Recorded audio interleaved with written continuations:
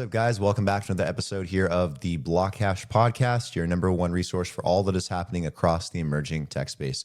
Be sure to like, comment, subscribe wherever you listen to or watch the show.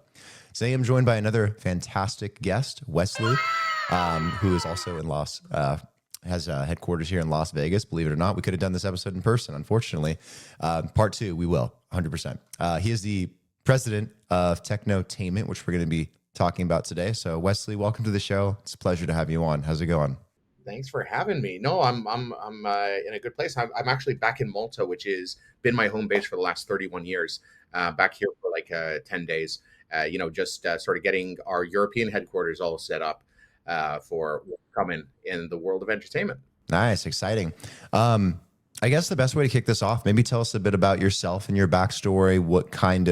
What did you do prior to this? And then how did that kind of lead to Technotainment? What kind of got you interested, I guess, in entertainment, Web3, this side of the industry, and to where you are now?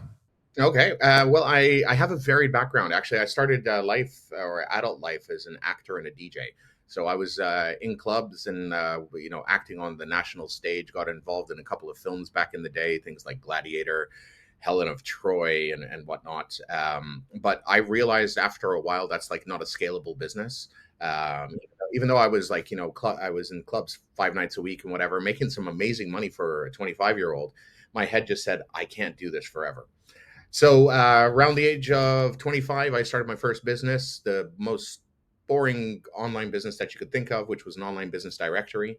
But it got me into the world of technology and started understanding there's a lot of possibilities that technology leads to. Opened up a dev company right after that, where we were helping people build solutions. But at the same time, I was sort of fulfilling all my little wild business ideas. So between 2005 and 2017, I built out like 17 different businesses, mainly sort of like tech solutions from ticketing platforms and recruitment platforms. But my heart was always in entertainment. So along the way, I built a theater company here. I built a comedy company, event production company. I got very involved and built like an ecosystem of stuff around entertainment and technology. And then in 2017, I realized I'm building all these businesses for a little island in the Mediterranean, which has at the time like 450,000 people. What's the difference in making a business that could sort of span the world? So online gaming is very popular in Malta. And I said, maybe I can get involved in something adjacent because I didn't want to be involved in the gambling side of things. And I built this platform called Quizando, which was it was a online quiz platform where everybody pays to play and they use their skill to earn money. Right? If you win a quiz, then you earn money back. And this is sort of just pre-tokens launching, and we did really well. In fact, so much so that our servers were crashing. So we said, let's do something more. How can we raise the money? Because people just don't invest in tech over here. So I saw this thing called an ICO, and I was like, that could be an interesting way of raising international capital. And I started learning more and more about it. This was like November 2017 when I first started exploring it. And by April 2018, we were ready to go and launch an ICO for Quizando. In fact, we had expanded the sort of reach of it so that it was actually a video platform where anyone could host their own live quiz. So as a creator, you had a different way to engage with your audience and sort of like gamify that whole experience where everybody's watching actually becomes a player. So like it was like a game show platform, so to speak. Unfortunately, because we launched in March 26, it was wrong timing in the market. So we never actually even raised any money from it because we were just like always holding off. But I fell in love with blockchain. I fell in love with the technology. And having been in technology for so many years, I saw what value this could bring to the world. And I started preaching to a lot of people in conferences that, games are going to be a driver of like mass adoption when it comes down to crypto. It's going to be the games because people are already used to these things, and it's an easy way for people to experience it. I remember in 2018, every VC except one, Miko Matsurama, was laughing at me. They said, "No, it's all about infrastructure. It's all about building layer ones and layer twos." And I was like, "No, guys, it's games. If we can get the games going, we're going to be good." And lo and behold, 21 came by, and it was the time of GameFi, and I was sort of right. Not that we had a lot of great games that came out of that, but it did help the whole process. Along that time, I started speaking at a lot of conferences around the world, really focusing on mass adoption, seeing where that we could do this, and knowing that creators are going to be also a big part of this. So, like, how can we incentivize creators? How can we get them using tokens and creating platforms that do this? So I was then asked to speak at Consensus in Austin in 22. And when I was there, I was roaming the floor. I was also about to launch the coin for Quizando, which at that point had already sort of been created. We went down the traditional route. But again, 22, not great timing.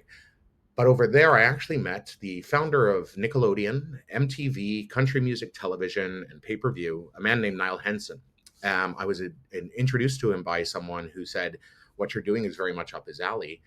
And we had a conversation at Consensus. We sort of had a 2-3 hour conversation where we found that our lives paralleled a lot. Now, Nyhl Henson, who is the founder of Technotainment, has a huge vision and has an amazing background. He was mentored by one of the uh, most amazing people of the 20th century, a man named Buckminster Fuller, and I was completely in awe of him when I spoke to him, and I was like, "Oh God, this guy's amazing. Maybe he can invest in my coin."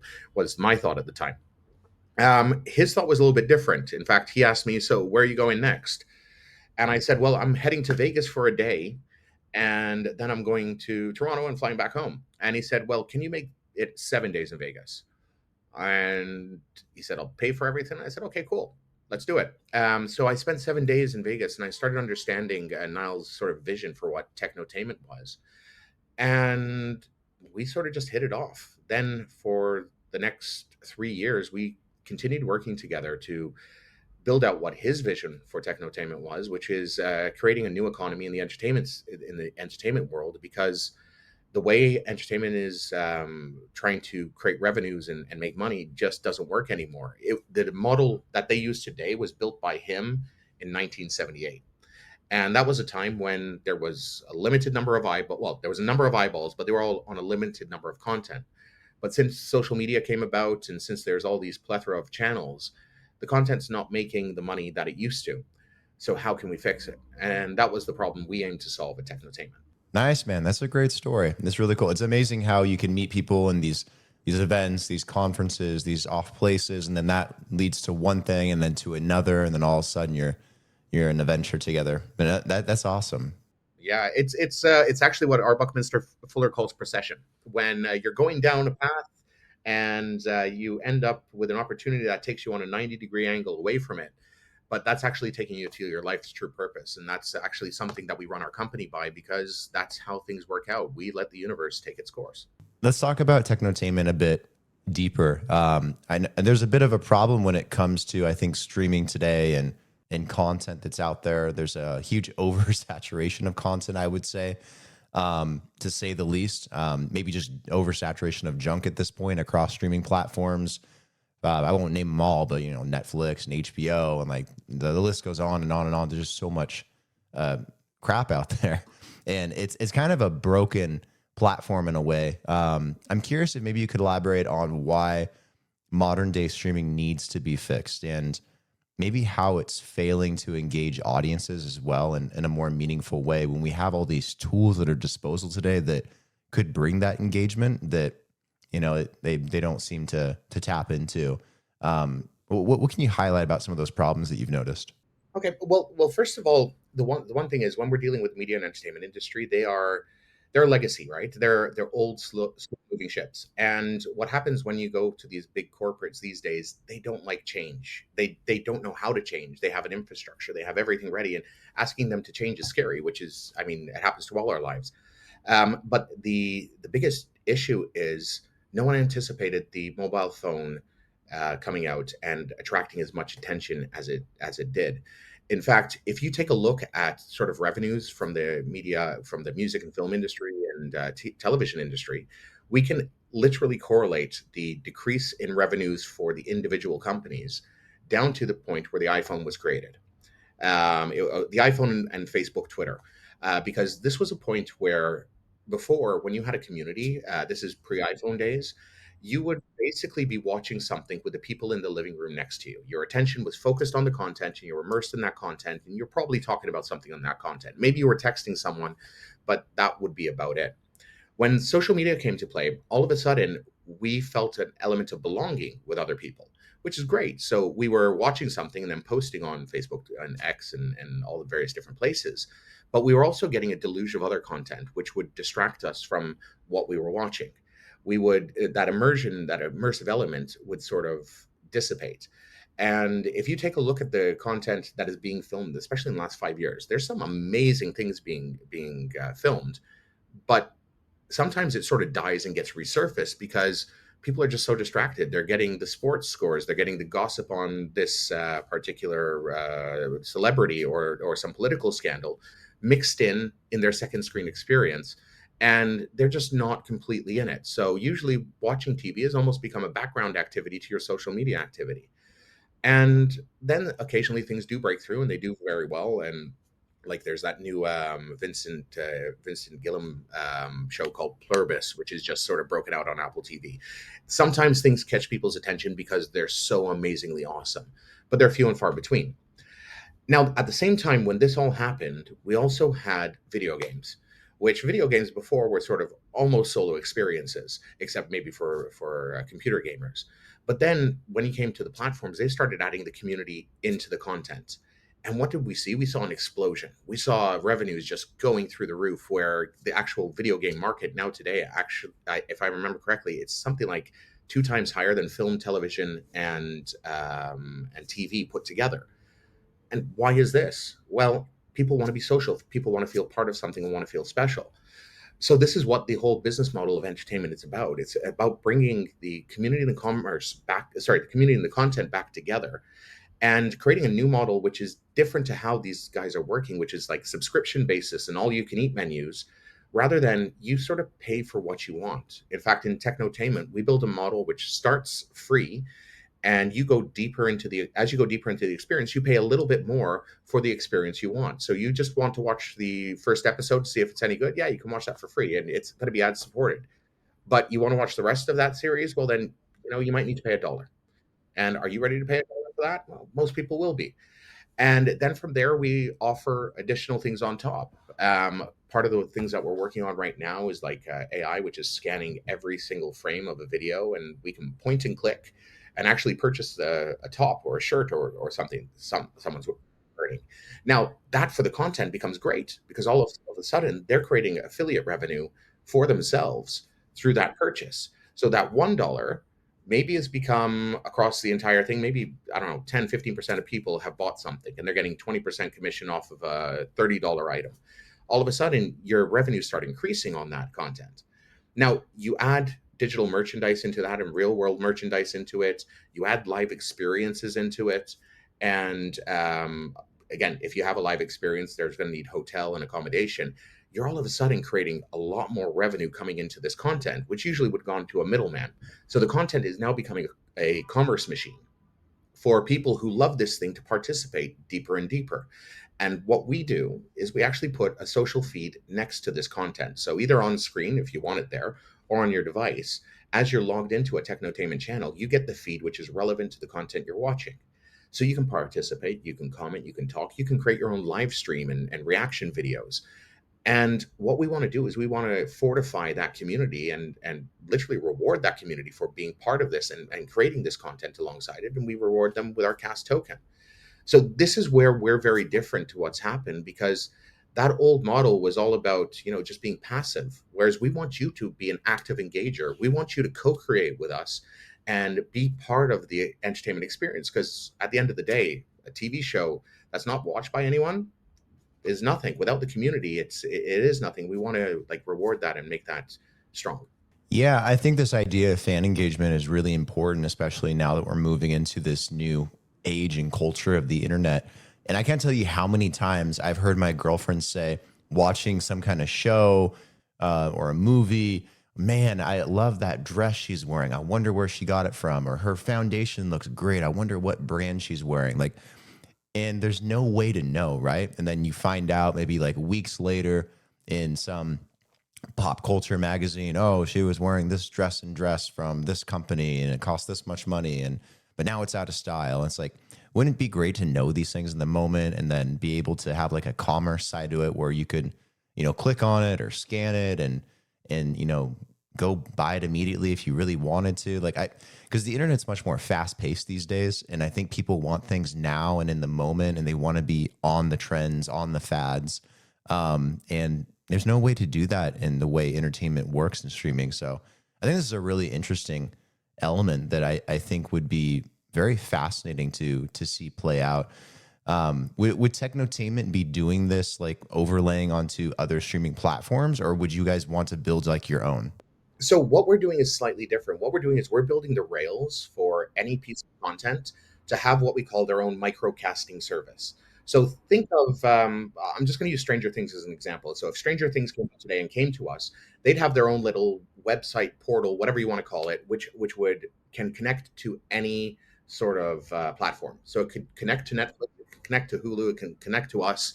And we're building the rails for that interactivity to happen, and for the value to transfer from the shop, like from the consumer to the shop to the content and all the people and to the users in between. So we're building that infrastructure layer. But the only way for, I don't know, Disney or Amazon or Netflix to take us seriously is to actually show them how much more revenue they can earn utilizing our model than theirs. So in fact, we are going to build a platform to begin with, to showcase to not just like obviously to users as well, how this works, how they're actually going to be spending less directly, but earning a lot. Everybody's going to be earning a lot more money. In fact, 7 times more revenue using the model that we're proposing. Interesting. Could this go beyond movies and TV shows? We've talked a lot about gaming, maybe creators on YouTube, maybe that are streaming something, or maybe even like a podcast like this, maybe going live. 100%. So what we do is the way we do this is we use nodes for different levels of access to the network. So you can go in as just an average person, liking and creating some stuff. But as you sort of start building an audience, you can then build your own channel. And your own channel can plug in. So as a creator, you can have your channels which are plugged into all the other feeds where you actually host live streams, for example, or podcasts where you can post the content in those feeds. It has to be relevant, right? We use AI to make sure the content is relevant. So you can't just like, I don't know, be on a Stranger Things hosting a live stream on that and just start talking about Kim Kardashian, which makes no sense whatsoever, because it sort of limits the content to the focus of the subject at hand. But you start creating there. As you get more and more popular, you can then scale yourself to your own microcasting channel. And if you become super popular, let's just say like Mr. Beast, who has a whole bunch of stuff underneath him, well, then he can create his own network and his own network of channels that have their own creators that then have the different audiences. So we're using a similar model to what they use today, but we're decentralizing it. And we're saying that you can actually live if you want to without a Netflix or whatever, and you can generate money for yourself like this without having anyone tell you no. That means you're also censorship proof. What Netflix, Amazon, and all these places will be more like sort of advertising billboards, so that they can bring their users into your ecosystem, and those users become your users as well. So you're going to own that audience, and then you participate together. And what's great is after the 3 weeks Netflix has been featuring you and they're fed up of you, well, you can knock on Amazon's door and say, hey, would you like to release our stuff now? And you go over to Amazon, and that content relives, because that's one of the banes of content on Netflix. It does really well for 3 weeks, and then you never see it again.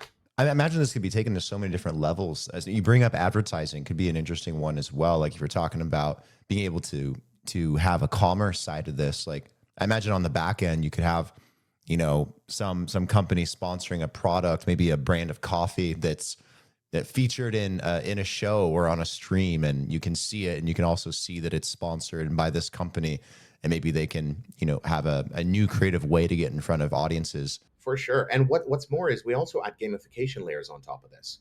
So I'm just going to go back to that Strain Things metaphor.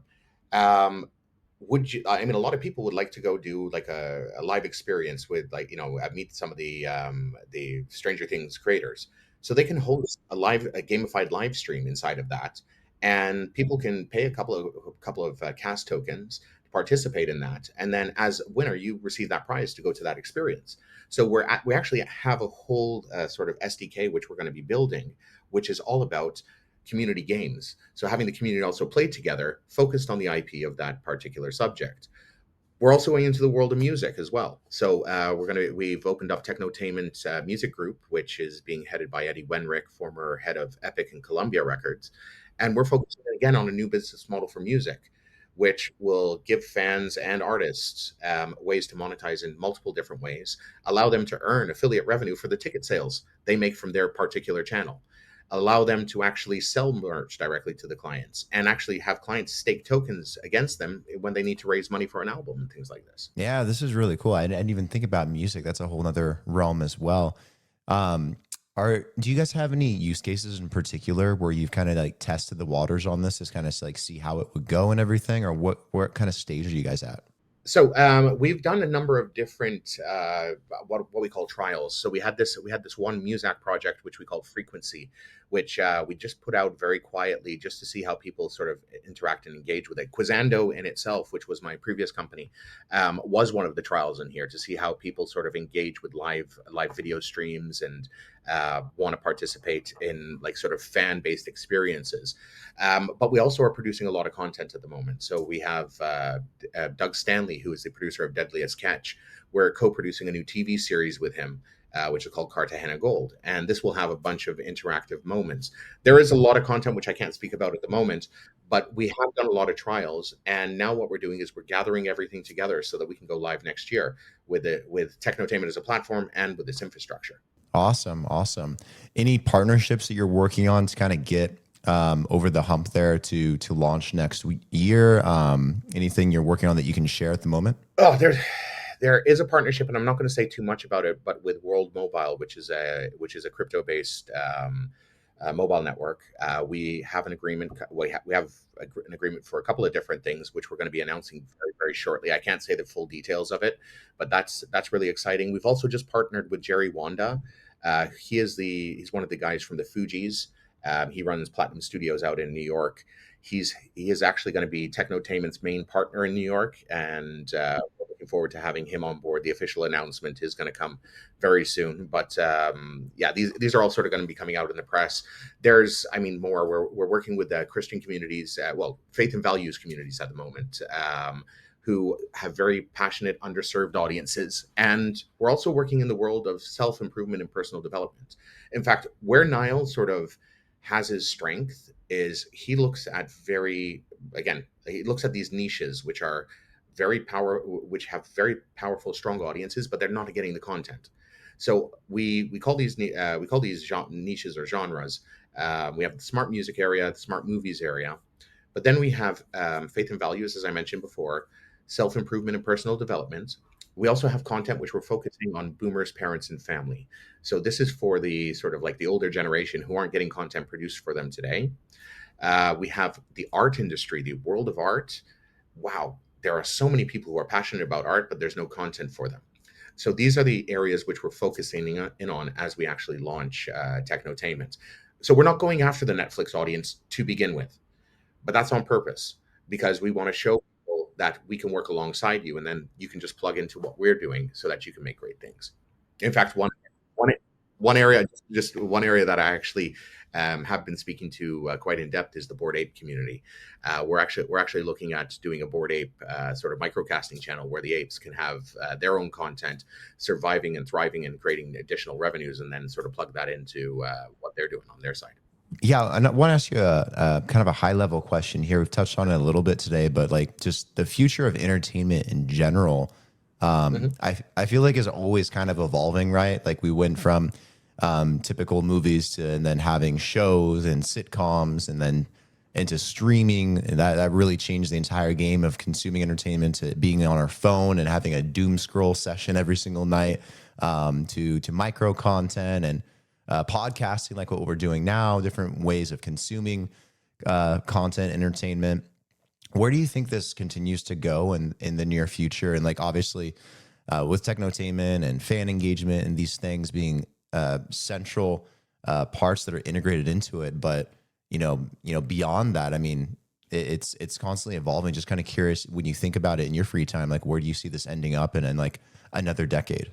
Okay, so we need to understand in another decade, we're actually going to see a brand new economy. What we know today as the free world economy is going to be completely changed because of AI. And AI is going to change every single industry, including the entertainment industry.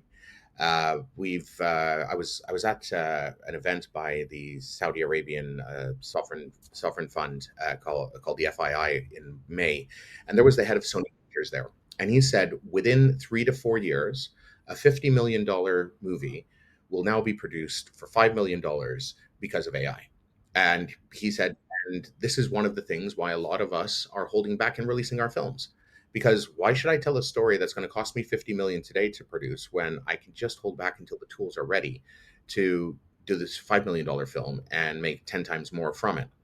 So this is part one, but part two is as AI comes into play, we're going to see a drastic change in how people do things and how people earn money. We're probably this is what a lot of economists think. We're going to believe we're going to see universal basic income. Now, once you have universal basic income, then it's a completely different scenario. In fact, people will be consuming more content than ever before. That's what's going to be filling up their time, unless they're going to be going hiking, jogging, and doing other things. And we're seeing this more and more in the entertainment industry. We're seeing that there's going to be a load of content. We also see that there's going to be a load of live events. In fact, I'm not sure if you've noticed, but since COVID, the price of live events has been skyrocketing and the attendances have been skyrocketing. You go to a lot of major events, they are sold out from the word go. I mean, I can't remember who it was.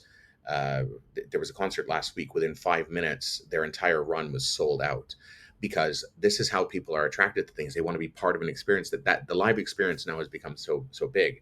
So where I see the entertainment industry going is literally starting from the world of the online experience, but that online experience is going to be a driver to the live experience where people get to participate in real life.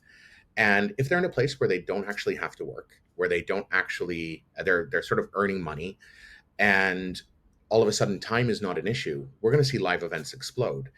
And this is why we see the NBA, for example, who are opening up NBA Europe, are charging 500 million for a license to participate in the European NBA League, a non-entity. Like, it doesn't exist. And 500 million for a franchise license is a lot of money, considering you still have to pay for the team, stadium, and these sort of things.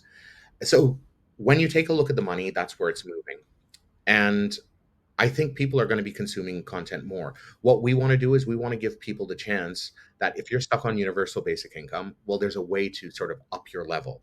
And that's where Technotainment sort of fits in. You can start as just as a fan of a particular subject, but then you can become a sort of superhero and a commentator within that world. And then from that, you can become a voice for multiple different worlds and then start creating your own content. This is how we see the journey happening, and we're going to be utilizing all the tools that are at it, including AI, to help tell these stories. Yeah, it's very insightful. And just to touch on AI real quick too, like I've seen it across entertainment, obviously in movies and TV shows, like there's an ability to generate pretty much anything you want for low cost, but in streaming and gaming as well, like being able to generate any kind of world, environment, scenario, and advanced dialogue trees. As streamers, like they're already doing this in Japan and Korea, where you can like overlay your entire like self on video, and you can be like a completely different person, and no one would even know. Yeah, there's so many different possibilities of what you can kind of do with it, and the ways that you can kind of generate these different kinds of scenarios. I think AI will definitely have a massive impact on entertainment when it comes to cost and creativity. Any additional thoughts there on maybe different areas maybe that could change when it comes to streaming and gaming and stuff in the entertainment space? Well, that's the whole thing. Everybody can now start becoming creators. And once we have everybody with the opportunity to become creators, it's going to be the best storytellers and the best imaginations that are going to set people apart. So, like, while I know a lot of writers are scared and a lot of people in the movie industry are scared, we're actually going to see we're going to see a lot of these people actually become the creators of new ideas and new content. Like, we have a whole host of what we call these micro dramas, which we're going to be producing. And some of the stories that we have are absolutely phenomenal. We know that even if we just rolled them out as like the traditional like 55-minute TV series, we'd make a lot of money on that. But we want to show people that how these sort of new dramas, these new styles, and how we're going to allow sort of the community to influence culture. We know these are going to roll out in wonderful ways. And what's great is to actually storyboard these things, to actually shoot some of these early ones as tests to get out to audiences. Well, they cost next to nothing now. I mean, you can produce a 2 minute sort of featurette or micro drama. It takes you less than half a day to finish that 2 minutes. And if you're creating two of those a day, you can create your 55 minutes within the course of the week, and it's taking you one person to do so. So this is where things get interesting. And what I think will happen is these micro dramas and things, they will be sort of always centered around how can we make a live experience about that? How can we send people to a theater to watch this thing? How can we get them to a concert? How can we drive them there? So the revenue train is not just about making money up front on the content, but it is how can we do it in the live experience? So it's more like a long-term funnel, and we'll see a lot more winners. I mean, there probably will be a lot more crap out there as well. In the sense, if everybody can publish themselves, it will. But the good stuff will rise to the top, and I'm really not worried about it. I think it's going to drive people to be more creative and dare to do things that nobody was allowed to do before. Yeah, there'll definitely be more crap per capita, but at the same time, like that crap is going to be really good. Like the amount of like, I'm just excited for like the anime, the cartoons, the things that they will be able to create will be so freaking cool. I want to give one little insight. Like I have four daughters, and my two of my daughters, they have YouTube channels. They had like this group channel between them, and then they've split off and they're doing their own things, and they're doing these little Roblox videos, right? So they're filming bits and pieces in Roblox, then editing them together for a song or for like a piece of dialogue or things like this. Now they're not even using AI, but they're using the tools that they have at hand to tell little stories. And I've seen some of those their little shorts that they do. I've seen them hit, I mean, numbers like 75,000, 80,000 views, because they told the story in the right way. It was relevant to the audience they were pitching it to, and people appreciated that. So this is it's what it's going to do. It's going to help us learn how can we communicate, how can we engage, how can we talk to the audience we want to talk to. So I really do think we're going to see some of the most amazing stories come out, all because now it's feasible for anybody to do so. I agree. I agree. Here's an interesting question before we wrap up the episode. People still like to go to the movies. They like that cinematic experience, and they want to feel that sense of community. We're all watching a show, watching a movie together, scared together, laughing together, having a popcorn and a soda on a Saturday night, Friday night, whatever it is. Like that experience just doesn't seem to die, and I think that's amazing.